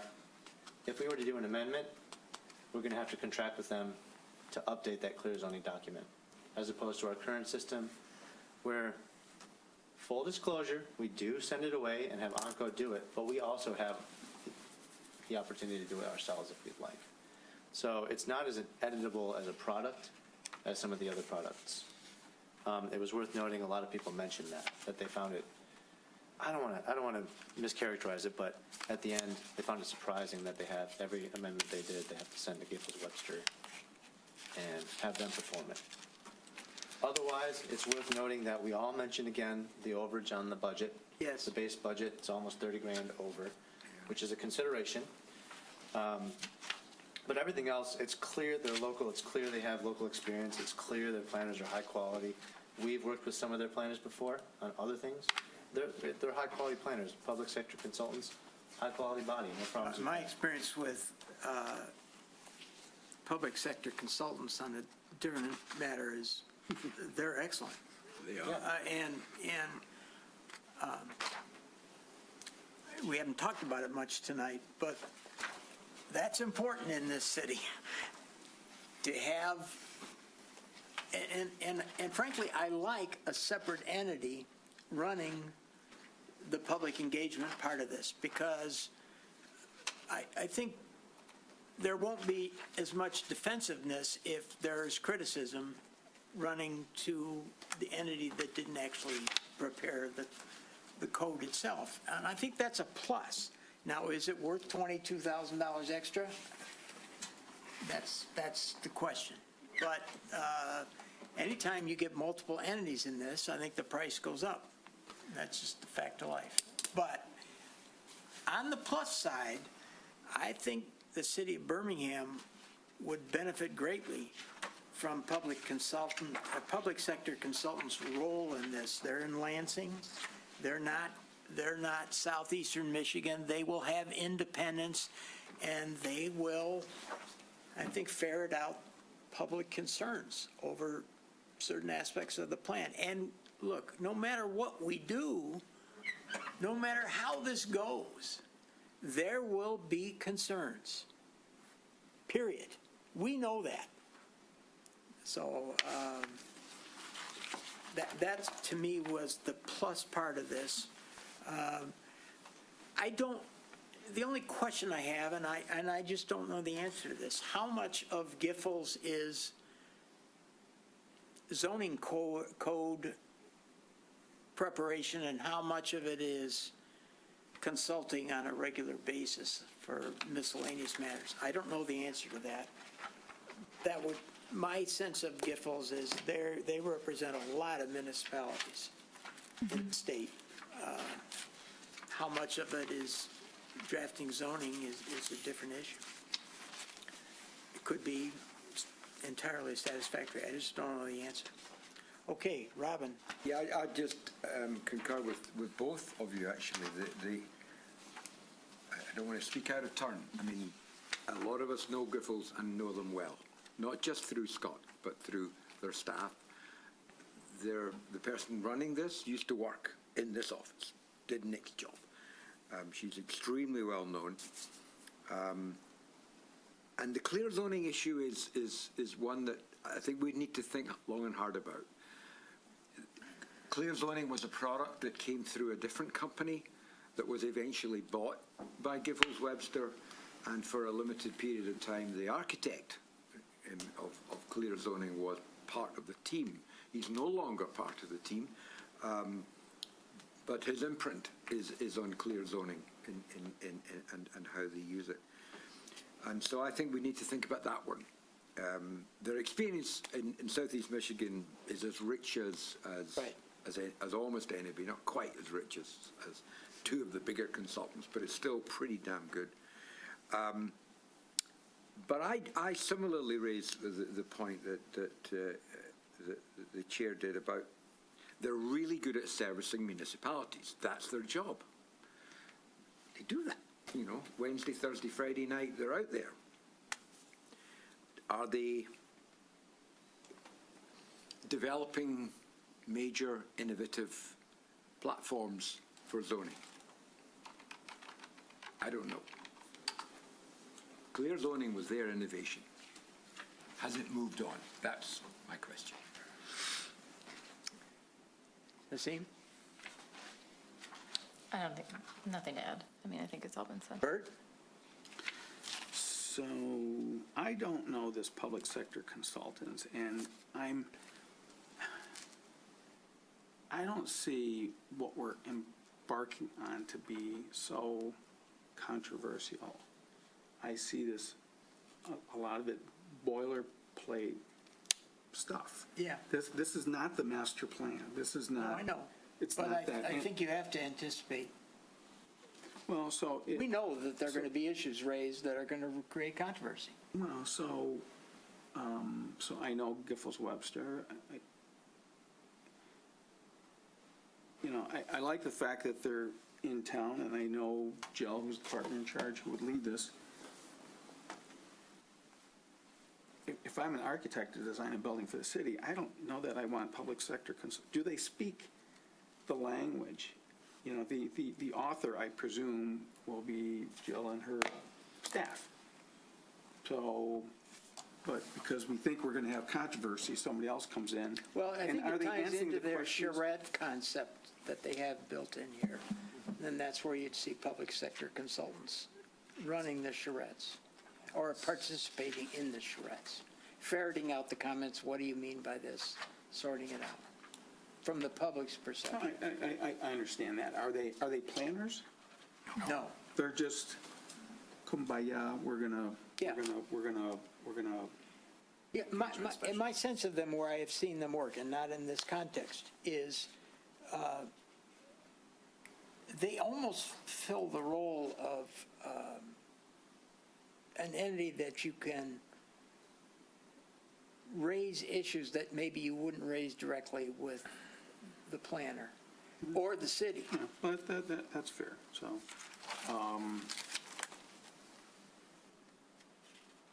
But I don't mean to overstate it either.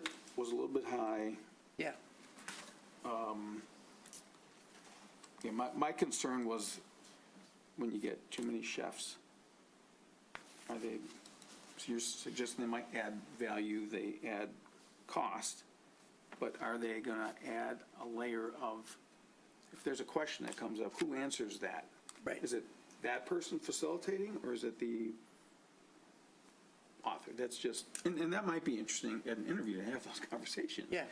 How would you intend to so- handle the charrettes, Right. frankly? Right, so 24 months, I still think is too long for what we're embarking on. Right. So I suppose those are negotiable too. Work plans are negotiable. Do we have a committee? Don't we have a committee? I mean, those are all things that you can work out with your consultant. And then the example projects, I thought they were very different than Birmingham. And then I think when I poked around a little bit, some of the graphics were weaker, obviously, compared to Houselow. I didn't sense they had anything comparable to Hinsdale, Illinois. I hate to keep bringing up Hinsdale, but I know the city, and you could put the Birmingham sign on the front door there, and you'd think you were in Birmingham. So, if does being local never figured into No. how we measure here, but it can bring value because It brings accountability. we know where you live, and There's no place to hide. so If your office is on Maple, and it is, right. So I don't know everybody where knows where it is. I don't know where others scored them, but I put them in for an interview, and I don't know this public sector consultants, and can they We certainly want them convince to come me to that the interview. that they can work with Geffels Webster and work seamlessly and know who's doing what and. Okay, good points. Dan? So I had one thought before and one thought listening to what we've been talking about. I really liked the way in which they were approaching community engagement. Right. And I liked in particular the fact that they started with zoning 101. I thought that's really perceptive. Yeah. That's kind of, at least as I envisioned community engagement unfolding, it's not the whole world. I mean, Right. people are going to walk in thinking it's everything, and to help bring people along to what exactly the process is, what zoning does, what it doesn't do. I thought that was really good, and they certainly have a good reputation. The kind of listening to you folks all talk, I'm wondering whether clear zoning is kind of required. If you take Giffords, you're getting clear zoning? Is that the way it works? Or can you swap platforms out? Is this a, Take it or leave it. exactly? My understanding is the former, but I have not asked them directly. Okay, so I mean, that would be, that would be pretty important, because I think that the notion of getting the best, most innovative thinking, I think is important, not so much necessarily that we have to adopt the most innovative practice, because sometimes today's practice is tomorrow's joke, or today's most innovative thought is tomorrow's joke. But to have the broadest base of things to choose from. So I kind of had them right on the border of interview or not, partly out of price, partly out of a sense of, are they really put it this way, I perceive this as both an assignment for somebody who's a really good technician and some innovative resources. And I wasn't sure where they laid it. I thought they're great technicians. I don't know if where they are on the innovative scale. Right. Mr. Chair, can I make a suggestion at this point? Yeah. That we engage Nick in another of the consultants, because another of the consultants is the consultant that we've used for our ordinance. And in the sense that we're discussing, if we were to go with, hypothetical, we go with Giffords, we get clear zoning. If we go with Kendig Keast, what else do we get? Because we've got their product. That's what we use. Yes. Well, they're next, I think. Well, I didn't mean to, I don't mean to. Well, it's okay. It's okay. To take Well, over your role. let me- But I let me- think these are issues that, Well, we got to discuss. Let's put this on hold with no decision. How's that? Yeah, good idea. And let's move. Do you want to get the public? Yeah, public comments on Giffords. Anything? No, there's still nobody online. Nobody on, nobody. It's only 200. Okay, next was Kendig Keys Collaborative with Encode Plus LLC. Sort of reminds me of the kid graduating from high school with, Oh, the search L for the body shop? Yeah. Okay, Dallas, Nick. go ahead. All right. Great question. And there's a couple things. I might just meander towards the answer, but first, as I've been doing, I was able to call the references. And I got some interesting information to share with you. They left a lot of references. Of course, everyone spoke pretty highly of them.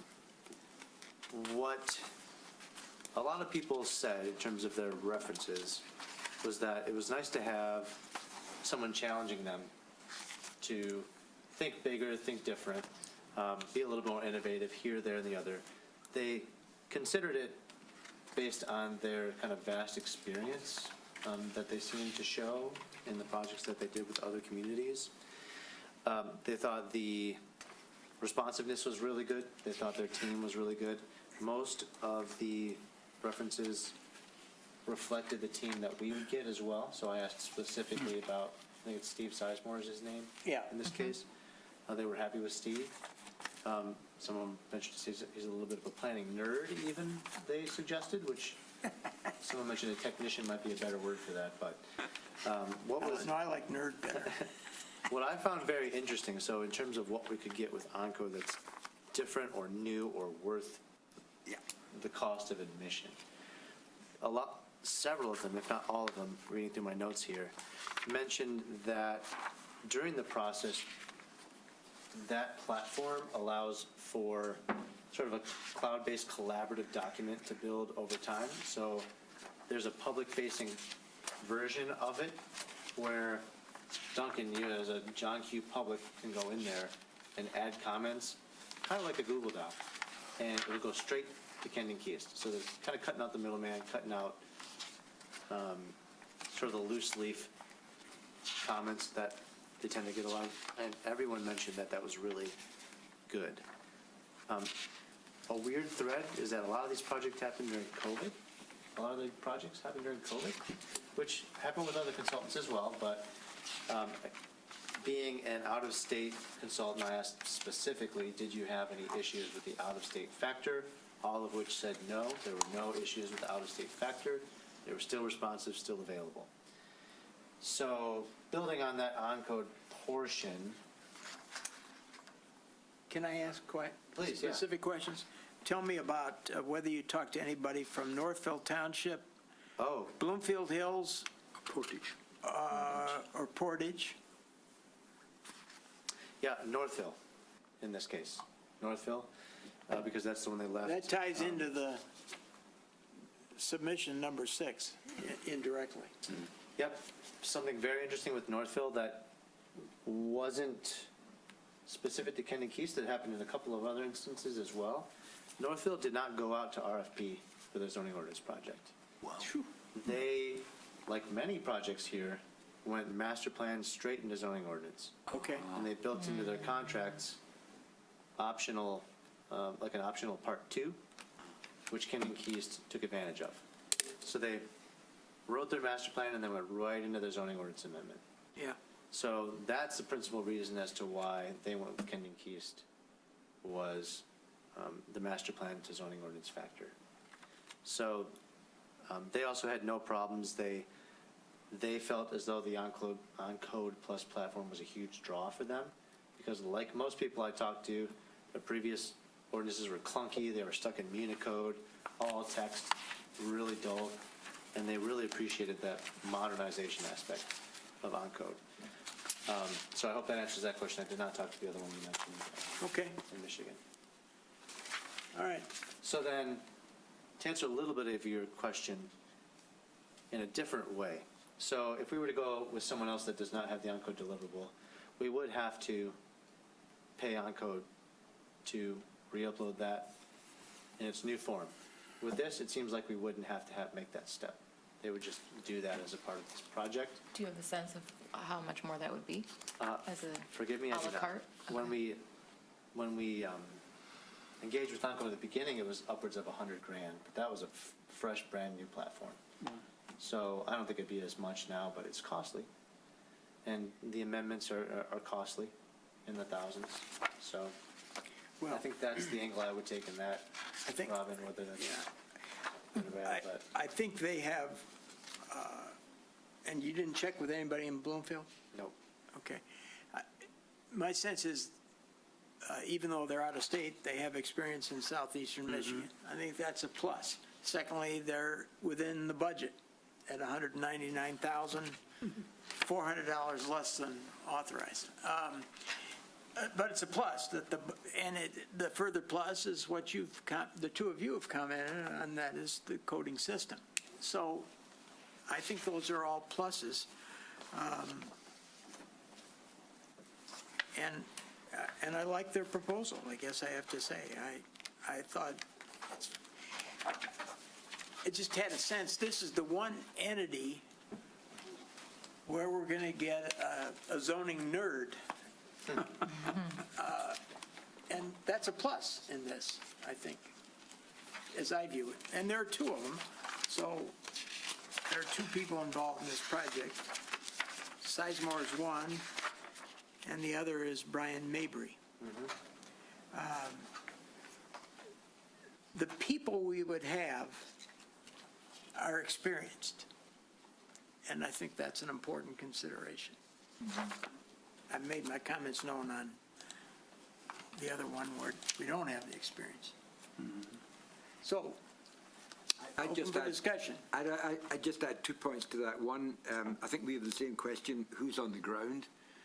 It's a bit Yes. hard to tell. I mean, they're based in Texas, I think. Yes. Sugarland, but I'm guessing that Sizemore comes out of Kentucky or the Midwest somewhere? Probably the Louisville office, from what I could gather. Yeah. Unfortunately, on page 7, if you look at his similar project experience, the man has more hours in the day than the rest of us. He's involved with seven Oh, ongoing ongoing. projects. Yeah, Wow. he's hot. He's Well, that also means he probably won't hear anything that he hasn't heard before. absolutely. No, I'm with that. You know, I'm just raising. Yeah, he does appear to be very busy. down at the bottom. Those are, Okay, Naseem, they're done. No, Naseem? a lot of them say ongoing. comments? You're right. Yeah, on this one, I just wanted to add, there was a limited discussion of community engagement. It seemed like they were proposing it as like a future deliverable, like, yeah, we'll get to it. If they come in for an interview, I'd want to hear, like, It was far less engaging on that point than, for example, Giffords. yeah.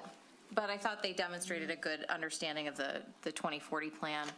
And as you said, within budget, aggressive timeline. Yeah, my concern is, they strike me as technical-oriented. I don't know how much in public engagement they must with all the entities that they've dealt with. Sure. That would be a question to ask in Northville and in Bloomfield. I don't know that, I'm not going to say it like I'm polar opposites. I wasn't as taken aback by that, because their task 2 here is almost 4 pages long in terms of the different types of public engagements they're doing. And some of the stuff they're doing is unique. Yeah. The design workshops, Yes. the visualization tools, the polling tools. That was good. Even the field reconnaissance, only a couple people mentioned that they would come do walkthroughs and things. But still a really good question to ask, should they be, Yeah. to clarify when, where, how often, how Yeah. long. Bert? Yeah, I rated them amongst the highest. If I look at the experience for Sizemore, 17 years, or Mabry, 24 years, about half their experience or more is in the public sector as opposed to consulting. And I think you behave differently. So, I mean, it didn't alarm me, but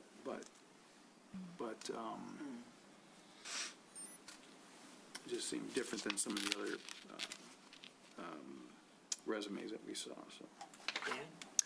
So their public engagement piece, one of the things they said is, we'll work that out with you, which I thought was, I took that as positive. In other words, they're not going to give us their, Canned version. exactly, so I thought that was positive. The other positive, in addition to what people have talked about, is this Brian Mabry. As I read his resume, he's also a person that focuses on process and administrative and making the zoning ordinance work well for the staff and the applicants, again, which I find to be a good thing. So I think they're, I like their proposal. Okay, I think I've heard enough. The public? Any public? Nope. I think these people are in for an interview. Senses yes? I'll bring them in. Okay.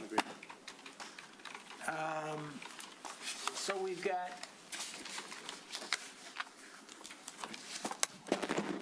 Oh, my goodness. McKenna. we've got 2 yes so far. 2? Yeah, Halsell, Levine, And Ken and Kendig. And a maybe. yes, and Kendig. And a question on Giffords, which we'll get to. The 6th entity is McKenna, out of Northville, Michigan. Okay. Which entity has experience in the city of Birmingham, am I correct? Sure. Oh, God, yeah. Multitudes. Yeah, it's an understatement. So I called all their references as well. There was only really one problem, and it's not their problem, it's Ferndale's problem. That the turnover in Ferndale has been ridiculous. Nobody that works there now worked on this project with him, so I was unable to get a hold of them, would have been nice. But having lived in Ferndale, I actually had experience with that process. So a little inside scoop, it was very good. So I guess for me, they could have used me as a reference maybe. That would have been maybe a conflict. Everybody else spoke very highly of it. Typical things you hear about with McKenna, the responsiveness, the high quality type of stuff in terms of their product, but also their just ongoing workmanship. It was all really good. Some of them, though, I think had different project leads, and Laura Haw seems to have moved up a little bit in the company, and it would be more of a Paul Steele project manager type thing, which is not a problem. He's got a lot of experience here as well, so not a problem. Internally, we of course liked what felt custom to Birmingham this response was, even in the little things like all of their photographs that they supplied were in Birmingham. That was a key detail that some people just didn't seem to take advantage of. You got it. Even other local firms didn't have pictures of Birmingham in their proposals. They have a clear advantage in that they worked on a master plan with DPZ, so they're fully plugged into the master plan, how it got to where it is, and the concepts within. I think they did a good job of outlining that kind of stuff, and then everything else fell in place. Their typical public engagement was fine. The only note that we had concern, under budget, the only concern, to call it a concern, that we had was the short timeline. Now, you could attribute that to their experience here and their work on the master plan and their vast understanding of Birmingham, but also, at the same time, if they do have experience here, seems like they should have gone longer based on experiences here. In fairness, the Parks and Recreation Master Plan that they had experienced was right on time. So I don't think that it's all that alarming, but 11 months did seem quick, everything internally thought so. Other than that, it was internally our highest rated proposal, and including y'all, still our highest rated proposal. I am concerned about what is the distinction between the project director and the project manager? Laura Howe being the project director and Paul Urbiel being the project manager. I don't know that offhand. It'd have to be a question for them. Yeah. And I don't know how much practical experience Laura has in this role. I mean, she's, In the project director role? yeah. Quite not So that'd sure be what another Laura question I would have. Similar to the same kind of concern that I had with Jose Levine, you know. Who are we getting and how much experience do they have? I think it's important to know who we're getting between those two. Dan? I'm having trouble with 11 months and aligning that to their proposed work schedule. At the end, through the 7th month, they're still having conversation tours, focus groups through 6 months, and then they're going to write this thing basically in 1 month. Draft administrative sections, complete second draft, in 1 and 2 months, 9 and 10. I don't know that That's not possible. that's going to work. So I'm not convinced that 11 months is going to work, at least with this timeline. That said, you know, they're a good firm. I really like the tours. I thought that's a nice way to be sensitive to the community and to maybe talk about zoning in a more relatable way than just sitting in a conference room with a bunch Yeah. of posted stickers on the wall. Yeah. They, well, somebody say this entity really more even than Giffords knows Birmingham Yeah. by far. And I thought the way they weaved the references to the 2040 plan into the proposal Right. struck me as, not phony, sensible, I mean, organic, whatever word you want to use. I believed it. It made sense to me.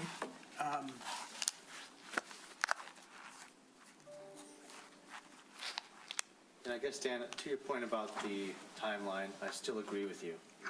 But I think we got to take a step back and realize what McKenna is in kind of a machine. And when you've done 1,000 zoning ordinances, it's kind of easy to write code when you've written 1,000, Yeah. especially locally.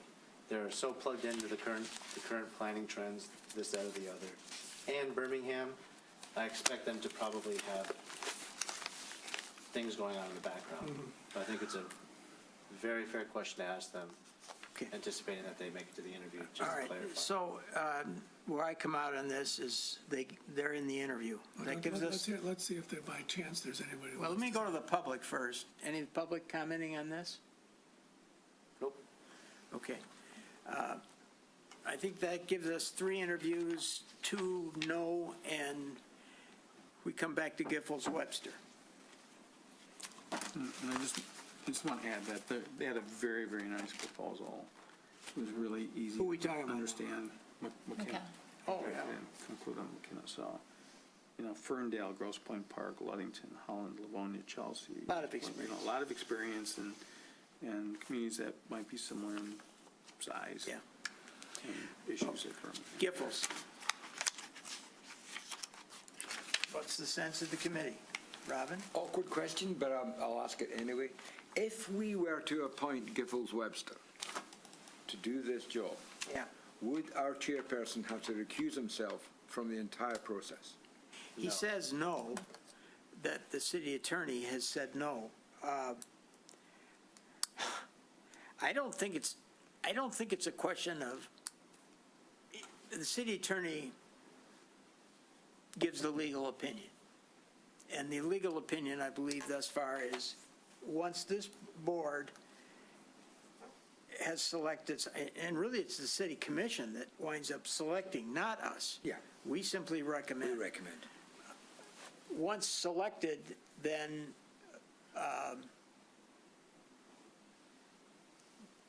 that conflict has been resolved legally. I'm not sure that there still wouldn't be some practical considerations that we'd have to be dealing with. It's not like the master plan where there were 8 million controversial items, but I'm not naive to think that we're going to sail right through this either. So I think it's an issue, but I think the city attorney has opined, and Okay, thank you. but ultimately, that question will be asked, my guess is, by the city commission if Giffords is the entity to be selected. And we will have at least 2 new members of the city commission who haven't even begun to think about this issue. So, at least 2. The only reason I might want to meet them is because of this public sector Yes. thought, because I don't know them, and they convince me that it's value added. Well, they're over budget, and I think the reason they're over budget is because of them, public sector. They're not going to do it for less than 20,000. So there you go. And at the end of that, do we think it's worth it or not? And that's ultimately got to be decided by the city commission. My view is we should interview Giffords. Let me also make some comments about the interviews. I think we've got to put a time limit on each group. And I'm concerned about how the format will be. It's a public meeting, it's on TV, and if you're entity number 3, you're sort of rehearsing your answer as you're watching entity number 2 getting drilled. So I don't want them in the room. I want them in the building where they don't have access to a TV. That's all fine. That's all pretty standard operating procedure for us. We've got the Okay. meeting rooms down And the then hall, so- I think we got to shoot for max 45 minutes with each entity, maybe even a half hour. I think half an hour makes more sense. That's 2 hours. It gives us an hour to decide after that. My guess is when we come out of this, we're going to have more questions to be resolved. I don't think that we're going to make a recommendation until December. That's my sense of it.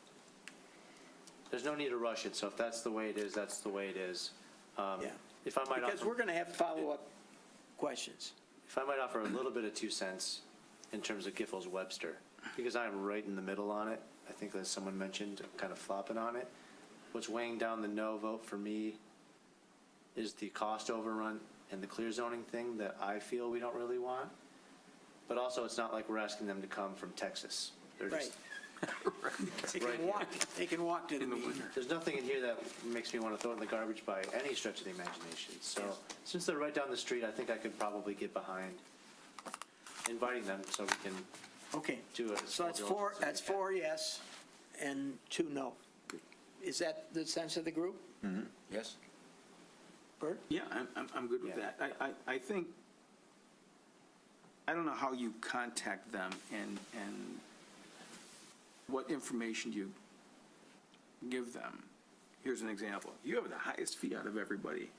That's something you have to overcome, probably, as part of an interview or Yeah, something. I think Or- Nick's got to talk to him about it. Between now and November. They're above fees. My guess is they're above fees because they got public sector consultants in this. And the question is, can they do it without them? And do we want that? Or is it worth it? Is it worth it? Yeah, those are all questions for the interview, though. I don't want to get too far ahead of ourselves on this. I'd like to recommend, and I've been involved in this and from both sides for a while, I'd like to suggest that we are quite firm with whoever comes, and we tell them to focus on We ask them the same questions. Yeah, exactly. A, B, C, and D.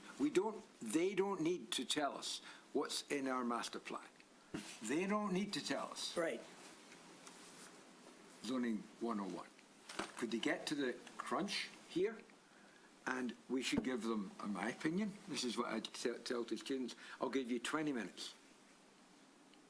Give them 20 minutes so that we've got a little bit of time to ask them questions before we move on to the I next. wouldn't give them that much.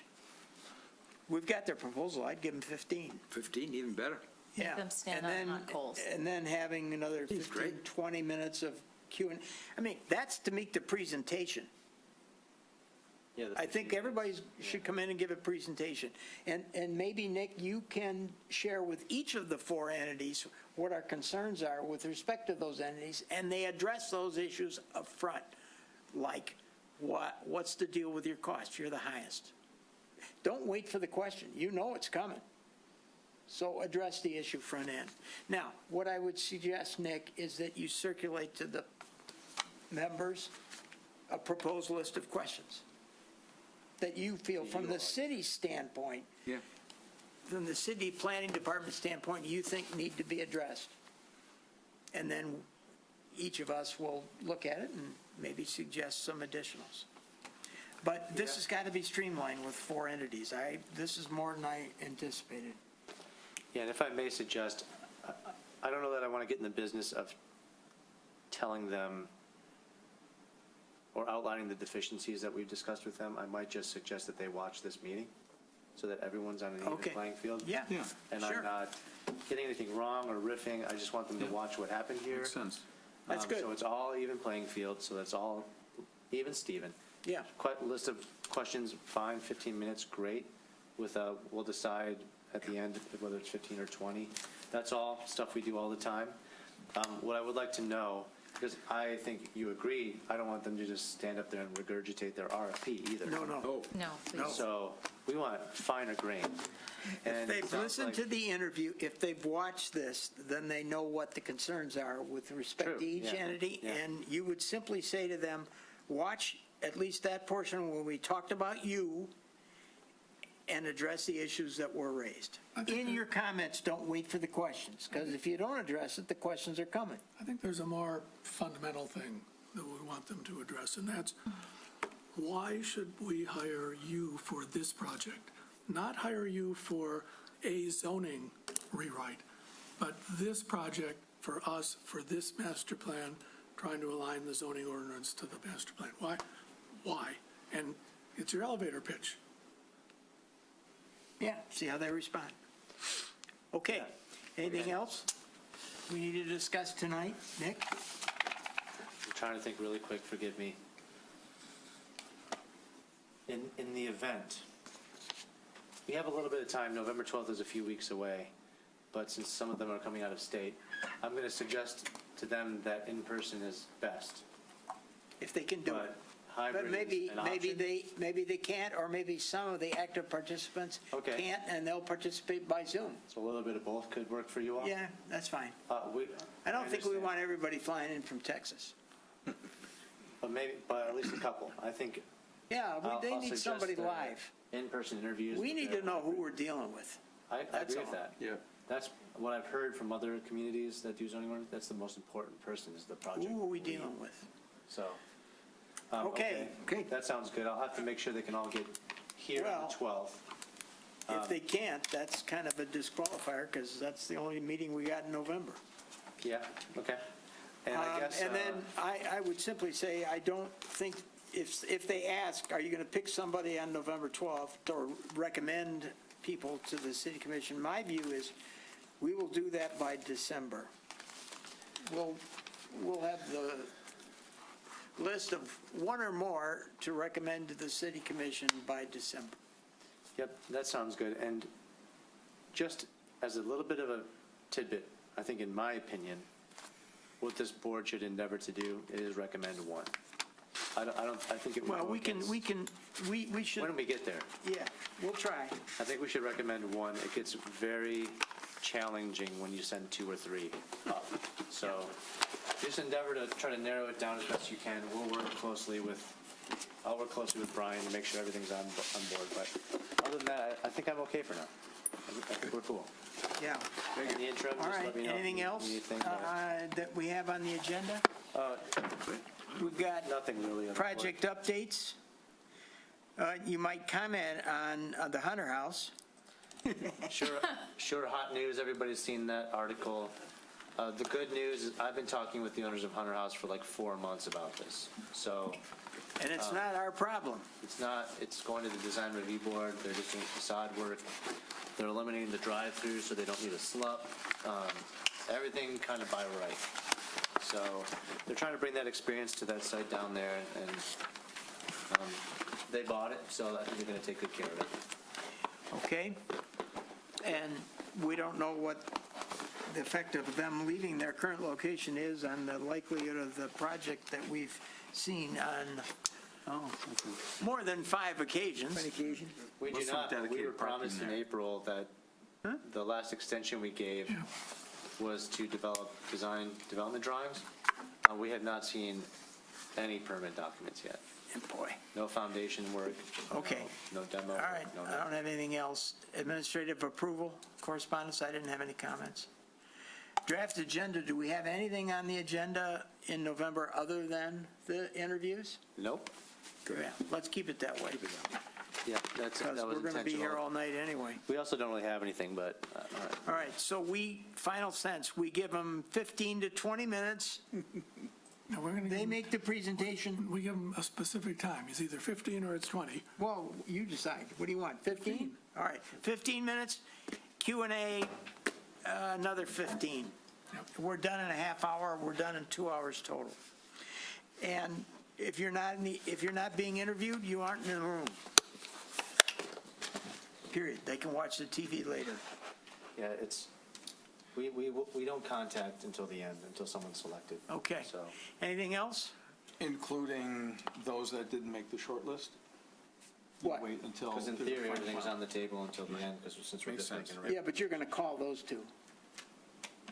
eventually. Eventually. Yeah. Okay. Well, thank you. And, Yeah, thanks, everyone. yeah, Great work. and if there's no further business, meeting adjourned.